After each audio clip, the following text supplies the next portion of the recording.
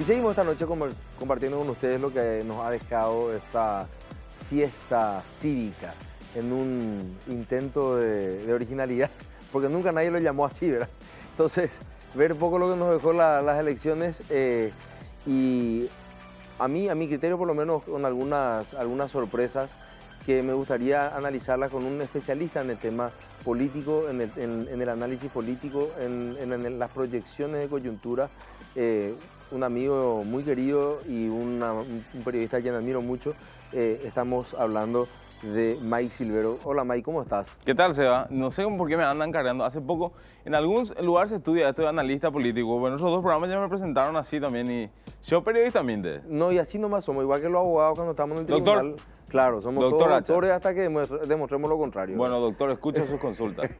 Mike, ¿qué pasó con las encuestas? ¿Cuál es tu primera reflexión que te viene, el top of mind que te viene cuando te pregunto eso? Estoy muy, pero muy contento de la decisión que tomó el grupo para el que yo trabajo, el Grupo Nación, de no haber laburado con encuestas ni con boca de urna. El anterior escenario ya nos presentaba un poquitito el panorama de lo que iba a ser esto y las secuelas nunca son buenas. ¿Cuál es la secuela que puedas decir es buena? Si en la interna ya pasó esto, ¿por qué teníamos que pensar que le iban a pegar en las elecciones generales?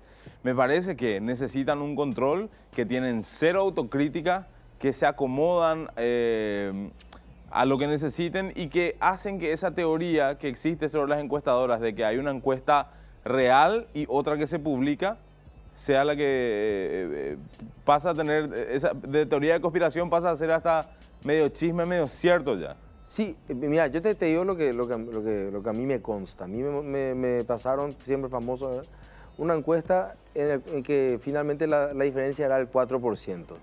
Y yo le dije, como dice el meme ese, ahora que los memes hablados ya ese, no va a ser. No vaya a decir que no va a ser, porque si no va a ser, ¿verdad? ¿Cómo es el tema?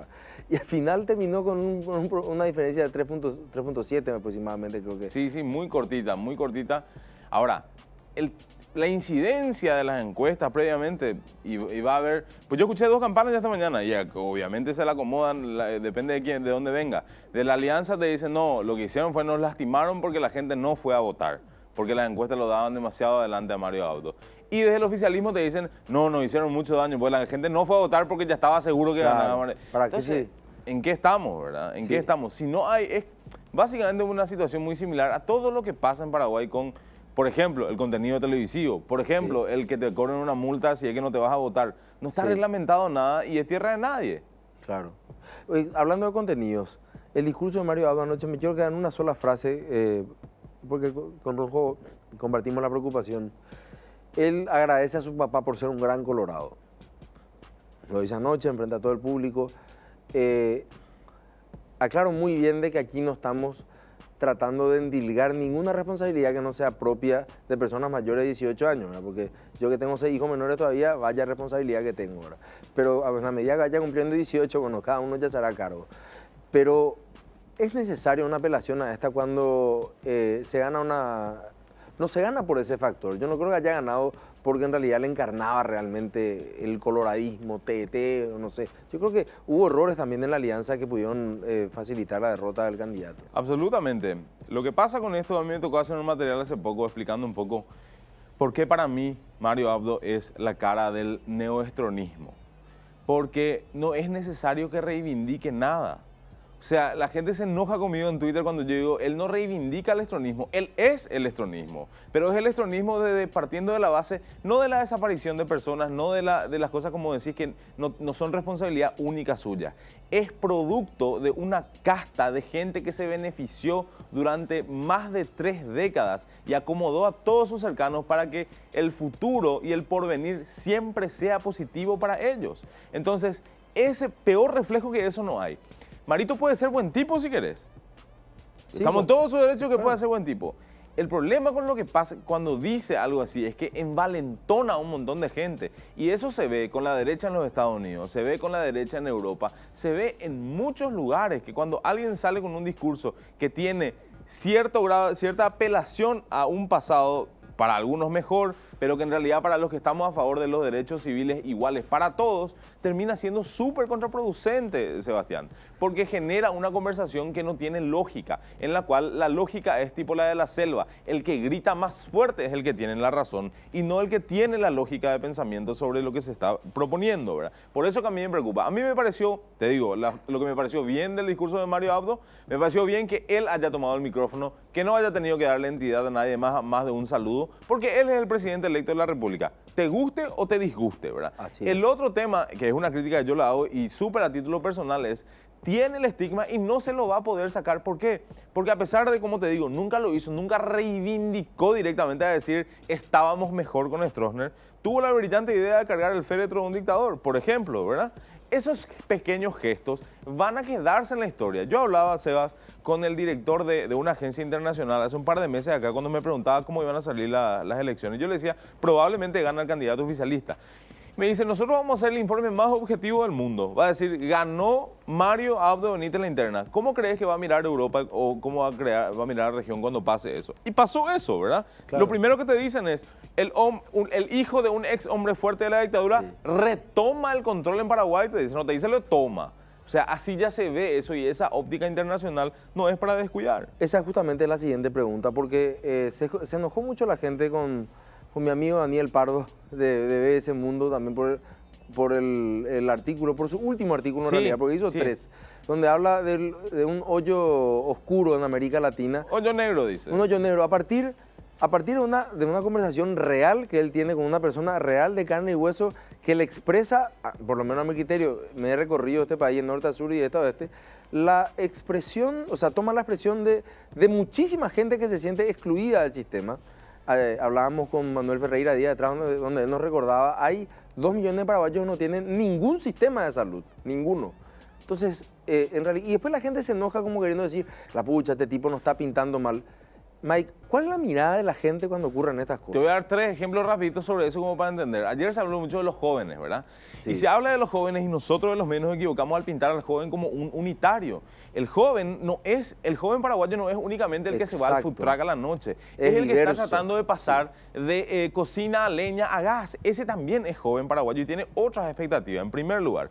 En segundo, me decía hace poco el doctor Lubetich, lo que pasa en los últimos 20 o 30 años en Paraguay es que antes, hace 20 o 30 años, a un argentino se le caía un alfiler por la cabeza y hacía todo un show, un escándalo. Y decía, uy, ¿cómo puede ser este país de mierda? Se me cae un alfiler. Al paraguayo se le cayó una plantera y te decía, por suerte no me morí, ¿verdad? Y eso cambió con el tiempo a un punto de negatividad en el cual sostener una discusión hoy en día es sinónimo de estar peleándote con alguien y no compartiendo, debatiendo ideas. Oye, discutí. Oye, discutí, ¿cuál es eso? O sea, la palabra tiene una negatividad encima. Y lo tercero, hay un cuento de Eduardo Sacheri, se llama Hijos Nuestros, y va relacionado al fútbol, pero tiene lógica lo que te voy a decir. Lo que dice Sacheri es que tu equipo de fútbol puede ir súper mal, y vos sabés que es un desastre, pero vos sabés, si alguien de otro equipo viene y te dice qué mal que juega tu equipo, vos le mandás a la mierda. Es lo mismo con tus hijos, dice. Vos podés saber que a tu hijo le cuesta el colegio, pero alguien viene y te dice tu hijo es burro, y reaccionás, ¿verdad? Eso nos pasa con este país. Nosotros nos damos cuenta de las cosas que están mal, pero no nos gusta que venga alguien de afuera a decirnos que está mal eso.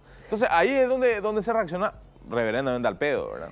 ¿Qué pasó en la alianza? ¿Leo actuó como un quinta columna finalmente dentro de la alianza?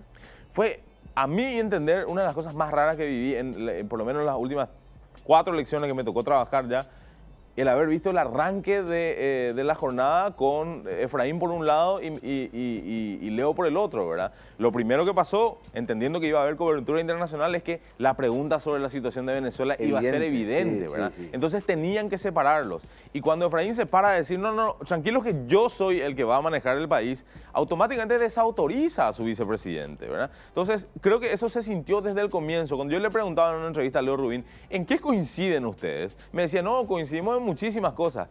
Y la verdad que era medio incapaz de citar 5, ¿verdad? Sí. Ese es el reflejo de lo que terminó pasando. Y después la teoría de Nicanor, de que Lugo directamente jugó a no apoyar a nadie para en un futuro convertirse en una tercera fuerza. La verdad que los números del Senado de todos modos no reflejan que pueda pasar eso muy pronto, ¿verdad? No pasó mucho, esa es la siguiente pregunta, no pasó mucho en el Senado. Toda esta campaña de voto cruzado y demás, no quiero llamar fue un fiasco. Quiero creer, o sea, a ver, tengo yo algunas especulaciones. Menos gente se fue a votar. tuvimos una participación del 61%, teníamos una del 65%. Pero las estructuras partidarias se mostraron muy sólidas. Me gusta que hayas usado el término campaña en primer lugar, Sí. porque yo también sentí que fue una campaña. En la cual alguien puede estar en su naivismo, en su inocencia, jugando el partido de alguien más, ¿verdad? Pero sí fue una campaña la de querer que se vote cruzado. Ahora, la campaña apela a un sentimiento que me parece desagradable, que es el de tratar de ignorante al elector. El paraguayo, por lo que hemos visto en todas las elecciones recientes, sabe votar. De ahí a que sepa elegir es totalmente otra discusión. Pero de que sabe votar y que sabe que puede hacer eso, lo sabe. Genera esa discusión de estos son los malos, pero yo no te digo quiénes son los buenos. Rabia. Ayer me decía alguien, cuando yo le preguntaba, ¿por qué votaste? Y me dice, voté lista, uno de punta a punta. Y le digo, ¿por qué? Si vos no... De rabia. De rabia. De rabia. Y esa fue una reacción. Entonces voy a empezar a multiplicar eso por mucha gente que se ve atacada, que se ve denostada en su capacidad intelectual y terminan pasando estas cosas también, ¿verdad? Creo que necesitamos todos los medios de comunicación, así como se le puede pedir a los políticos que hagan acuerdos políticos de gobernabilidad y que bajen un poco los decibeles para que pueda haber tranquilidad en el país, los medios de comunicación necesitamos de algún modo ponernos de acuerdo en decir, está bien, tenemos líneas distintas, pero dejemos de tratarle a la gente como si fuese estúpida porque no la es. Y en ese sentido, te hago una pregunta, ya habiendo pasado por la vida política y habiéndome sentido muchas veces injusto por visiones que tienen los medios, pero también entendiendo que esas son las reglas del juego. Y ahora que estoy en un medio, también muchos políticos me retan porque dicen que yo no hago la suficiente diferencia entre unos y otros. Es una línea correcta, y te digo desde la absoluta ignorancia, es una línea correcta pedirle a un medio, como vos decías, si nosotros decimos quiénes son los malos, tenemos la posibilidad de decir también quiénes son los buenos. Hay espacios para hacerlo. Hay espacios para hacerlo. Nos han enseñado desde que tenemos memoria que hay espacios para hacer eso, que uno puede editorializar con la postura que tiene el medio y que por lo general está reflejada en los intereses de los propietarios y no de los trabajadores. Eso es una cosa bastante lógica, ¿verdad? Lo desagradable es cuando eso va solapado, cuando yo decido porque tengo un interés en que en mi doble página voy a darle cabecera a partido A, destaque importante a partido B, pero hacha que no me cae bien porque alguna vez me quitó mi novia, se va a ir abajo en chiquitito. Eso es lo que no tiene sentido que pase. Entonces, si sigue pasando eso y si siguen habiendo ese tipo de diferencias, los medios mismos no vamos a construir nunca algo más plural que lo que ya tenemos. Porque a mí, yo siento un poco como que la gente finalmente, luego de esta campaña, dijo, ¿sabes qué? Si al final luego todos son iguales. Y ahí dice que hay que votar cruzado, y yo no sé quién es cruzado. Claro, ¿dónde está cruzado? ¿Dónde está cruzado? Buscaban en la papeleta y no está ningún Juan Cruzado, o sea, no había. Creo que la gente dijo, bueno, no me voy a votar. Y ahí tenemos 1.600.000 personas que volvieron a no ir a votar. A ver, agreguémosle a eso el tema de que en realidad el padrón está sucio. O sea, hay cuestiones también de la justicia electoral que yo particularmente a esta altura ya no me las trago. O sea, que el padrón esté sucio, bueno, flaco, pero ese es tu trabajo. Es tu laburo, tenés bastante gente para limpiar. Claro, sí. Y te pasan los partidos, y esto lo sé porque fui apoderado 10 años en un partido político, en cada interna te pasan los padrones para que vos depures. O sea, a ver, no puede ser que tu padrón esté sucio. Si está sucio, es tu responsabilidad. Si te dicen 2 o 3%, bueno, hoy 2 o 3% es la diferencia que marca la victoria o la derrota de la principal magistratura del país. ¿Por qué no se va a votar la gente? Disculpame, te hago esta pregunta casi, no sé cómo te puedo explicar. Esto debería ser para un adivino más o menos, pero ¿por qué no se va a votar la gente? Yo creo que hay desesperanza, en primer lugar. Yo decía ayer, y me voy a poner en una situación que es incómoda, pero es la que me puedo por lo menos confirmar. ¿Sabes cómo me sentía después de la votación? Me sentía como cuando Cerro se elimina en la semifinal y me toca mirar la final. No me interesa quién gana, siento que no me sirve quién va a ser el que gane. Entonces, ¿por qué se produce eso también? Porque los propios partidos políticos tampoco laburan demasiado en generarte una idea de después de acabada la interna hay unidad. Si bien el Partido Colorado llegó, tampoco llegó como en otros tiempos. No hay que decir que estaban todos pegaditos de la mano. Sí, hoy están diciendo que era Letradito Ibáñez, que eran 80.000 votos, que utilizó los símbolos del Partido Colorado. Correcto. Le escuché a un dirigente importante del partido decir eso. Escuché también justo esta mañana que alguien decía, sí, los votos de Letradito Ibáñez iban para la alianza. Esos son votos colorados, no son votos de otro color. Claro. Son votos colorados, hay que entender. Me parece que en estos días va a haber mucho se va a hablar de más y va a haber muy poca lectura, ¿verdad? pero es muy difícil saber eso si uno no le pregunta exactamente a la gente qué es lo que está queriendo. Entonces, mientras los partidos políticos sigan creyendo, algunos mesiánicos u otros que se presentan como progresistas y eligen a dedo a quienes van a ser los que representan y no le preguntan a ninguna base ni a nadie cercano qué es lo que se quiere, entonces la gente va a seguir sin irse a votar porque se nota que sus necesidades no son las que se están tratando, Seba. Se nos va el tiempo, pero ya estamos fuera de tiempo prácticamente, pero se hizo tan interesante esto que quiero hacerte esta pregunta. Nosotros vivimos un quinquenio donde de puertas para adentro del Palacio de Gobierno no hubo comunicación hacia afuera. Después se enojaban los decision makers, que se generaban supuestos. Pero en realidad el jefe de gabinete no hablaba, el presidente tampoco hablaba. ¿Qué tiene que hacer Marito con respecto a esto? Tiene que adoptar un modelo, vamos a llamarle Capitanich, como el ex jefe de gabinete de Cristina Kirchner, que se fue consumiendo como una vela así hasta que se quemó totalmente, pero fue un pararrayos para que Cristina Kirchner termine su mandato. O sea, o tiene que elegir un modelo de él dar las conferencias de prensa como lo ha intentado, incluso hasta Lugo en algún momento lo intentó hacer. Después suspendió y bueno, hay que decir que Lugo tuvo un muy hábil jefe de gabinete, fue Miguel Ángel López Perito, que resistió muchísimo desgaste en su nombre, digamos. ¿Cuál es el modelo de comunicación que tiene que seguir este gobierno para tratar de apuntar a hacer lo correcto? Ni bueno ni malo, porque no son categorías políticas. No puede hacer algo correcto. No puede subsistir sin vocero este gobierno. ¿Por qué? Porque los principales medios de comunicación todos los van a mirar con otro rostro. O sea, ahora ya no es amigo de nadie. Marito tiene que saber eso hoy. Yo trabajaba en el diario ABC en el año 2008 cuando se hizo campaña para que gane Lugo, porque era el momento de la alternancia y todos creo que celebramos, incluso los que laburábamos en ese momento en ese lugar.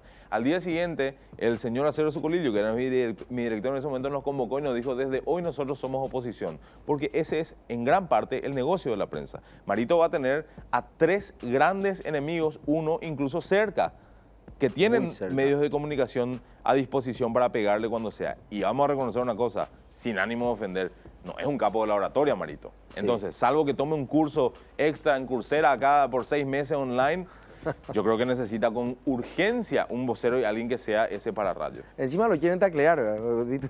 Sí. Con el meme ese, ¿verdad? Le metió un tacle ahí pasó. Porque es raro, qué increíble eso es un símbolo de nuestra cultura política, ¿eh?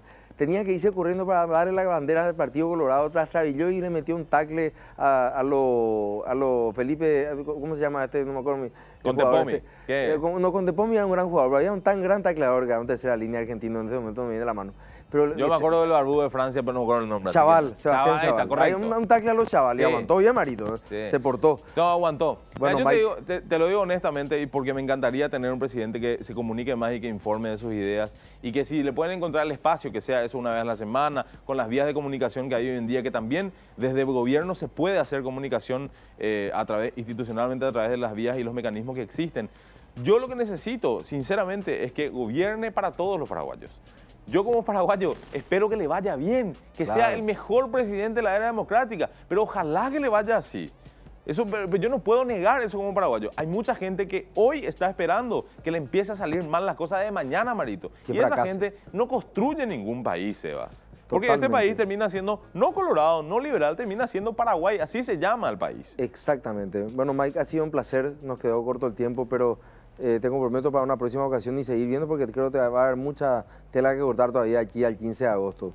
Le escuchamos a Mike Silvero, ustedes lo han visto, ha abarcado prácticamente todo el espectro político, y me quedo un poco con lo que decía con respecto al tema de los fantasmas de la dictadura que siguen rondando, lógicamente, y van a seguir rondando seguramente a todo este quinquenio, no solamente por lo que nosotros creemos, porque nosotros no somos solamente lo que creemos, sino también somos cómo nos ven, y eso es una cuestión que los paraguayos tenemos que comprender.